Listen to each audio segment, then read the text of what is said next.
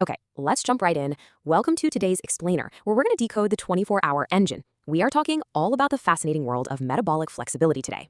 Now, I want you to completely rethink how you view your body. It's not just some static machine, it's actually this incredibly adaptable, highly advanced hybrid engine. And over a single 24-hour cycle, this engine has to seamlessly transition through various states. We're talking fasting, feeding, resting, exercising, and honestly, how well your body makes those transitions, well, that is the absolute core of your cardiometabolic health.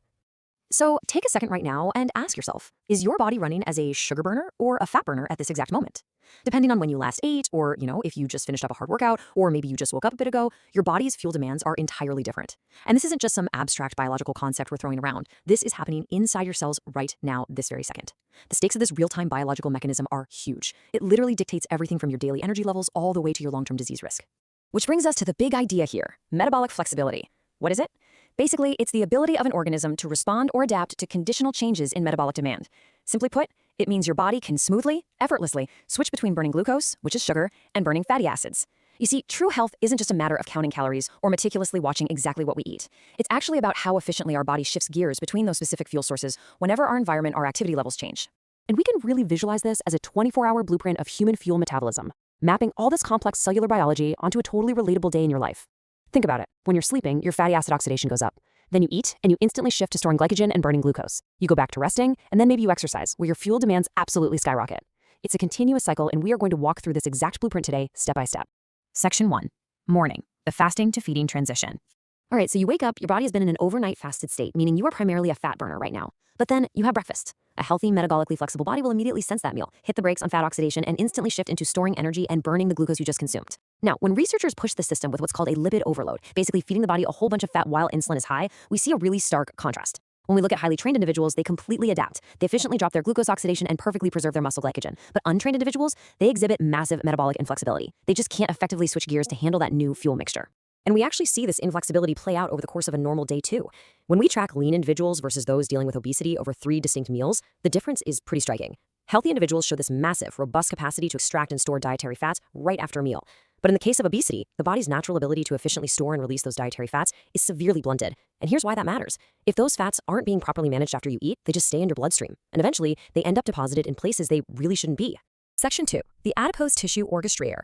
Which naturally brings us to exactly how those fats are managed in the first place. For the longest time, we really just thought of white adipose tissue as a passive storage bin, like a biological suitcase for your extra calories. But as it turns out, it is actually a highly active orchestrator. It manages a precise 3-step daily flux. First, it actively buffers circulating free fatty acids. Second, when you sit down to eat, it takes up and safely stores those fats. And third, when you're fasting or exercising, it actively releases those fatty acids directly to your peripheral tissues, like your skeletal muscle, so they can be used for energy. It's basically the master fuel manager for your entire body. But of course, there's a catch. A healthy fat manager requires extreme insulin sensitivity to do its job. When we eat, our insulin spikes, and that insulin acts as a signal, telling our white adipose tissue to hit the brakes and completely suppress the release of stored fat. In healthy, active people, we see those free fatty acids drop dramatically right after a meal. The system works. But in type 2 diabetes, that function is notably blunted. The fat tissue becomes insulin resistant. It just keeps leaking fat into the bloodstream even when you just ate a meal. And that right there is a major hallmark of metabolic inflexibility. Section 3. Afternoon. Fueling the exercise transition. Let's keep moving through our day and fast forward to your afternoon workout. We're now entering a transition phase where your skeletal muscle suddenly accounts for over 95% of your body's energy requirements. That is a massive shift. And depending on how hard and how long you work out, your body has to exhibit some serious metabolic flexibility to toggle between specific fuel pathways. If you're doing high-intensity sprints, like, say, suddenly sprinting to catch your departing train, your body relies heavily on burning glucose and anaerobic glycolysis. You need fast energy, right now. But if you're going for a long, steady jog, your body increasingly depends on fatty acid oxidation. Your internal engine literally has to seamlessly route the exact right fuel to the working muscles based on the specific demands of what you're doing. And the crazy thing is, the benefits of this go way beyond just the calories you happen to burn in the gym. An acute bout of exercise powerfully triggers what we call anabolic flexibility. It activates this master energy sensor in your cells called AMPK. And this is incredible. It literally alters your gene expression and your molecular machinery. It enhances your muscle's ability to store glycogen, and it actually increases the availability of both fats and sugars for fuel. In short, exercise physically remodels your cellular machinery, so your body's even better equipped to handle the next bout of activity. Section 4. The long-term fix. Exercise versus calorie restriction. So what if we want to permanently upgrade this metabolic engine? Well, we have to look at the interventions available to us. Specifically, we need to compare the long-term effects of moving more versus simply eating less.